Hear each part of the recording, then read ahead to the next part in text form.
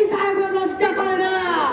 Mister Ruhul Kuddus কাজল, আপনার কি মান সম্মান হায়া কিছুই নেই? আপনার কি লাজ লজ্জা কিছু নেই? আমার যদি লজ্জা করে, আমার সহকর্মী হয়ে আপনার লজ্জা নাই কেমনে? আমার তো ভাই বোনেরা লজ্জা পায় আপনার সম্বন্ধে বলতে, আমার লজ্জা লাগে।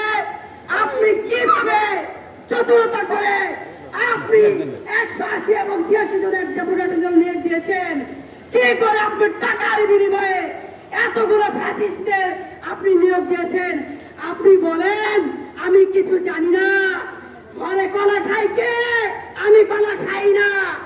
আপনি নিজে নাম কেটে কেটে তারপর আপনার চেম্বারের প্রত্যেকটা চেম্বারের টাকার বিনিময়ে জামাত, আওয়ামী লীগ, এনসিপি এবং আওয়ামী লীগের লোকদেরকে, ছেলে মেয়েদেরকে আপনি নিয়োগ দিয়েছেন। আপনি কি ভাবেন কি আইনজীবী ফোরামের যারা দেখে দেখে যারা ডেডিকেটেড কর্মী, যারা ডেডিকেটেড নেতৃবৃন্দ, তাদেরকে আপনি বাদ দিয়েছেন? মিস্টার রুহুল কুদ্দুস কাজল, আমরা 90 স্বৈরাচার আন্দোলন হতে এখানে এসেছি। আমি ছাত্র দল করা একটা মেয়ে, স্বৈরাচার কিভাবে হটাতে হয় আমরা জানি।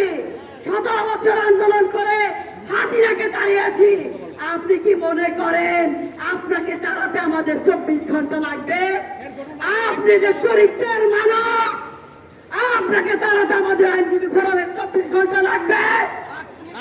আপনার যদি শার্টের কলার ধরে আমি যদি টান দেই, আপনার কি হায়া মান সম্মান? আমি আমার পথ চাই না, বাট আমার সহকর্মী, আমার আইনজীবী ফোরামের নেতৃবৃন্দকে কিভাবে আপনি বাদ দিয়েছেন? আপনার কাছে জবাব চাই। গত বক্তব্য আমি বলেছিলাম আমার প্রধানমন্ত্রী তারেক রহমান হয়তো আপনার চরিত্র সম্পর্কে জানে না, বা বাংলাদেশের প্রত্যেকটা বারের আইনজীবী ভাই এবং বোনের আপনার চরিত্র সম্পর্কে ওয়াকিবহাল। আপনার চরিত্র সম্পর্কে আমরা দিন রাত খোঁজ খবর রাখছি।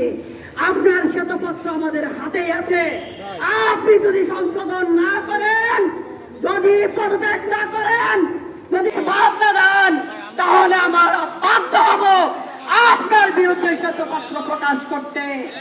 বল এখন আপনার কোর্টে কি করবেন ভেবে দেখেন। আপনার এই সমস্ত কাজকর্মে আমি আমার দেশের প্রধানমন্ত্রী, আইনমন্ত্রী, আমি তাদের হস্তক্ষেপ কামনা করি। দেশের সর্ববৃহৎ সুপ্রিম কোর্টের আইন অঙ্গন বাঁচাতে তাদের সাহায্য চাই, আইনজীবী ফোরামকে বাঁচাতে সাহায্য চাই।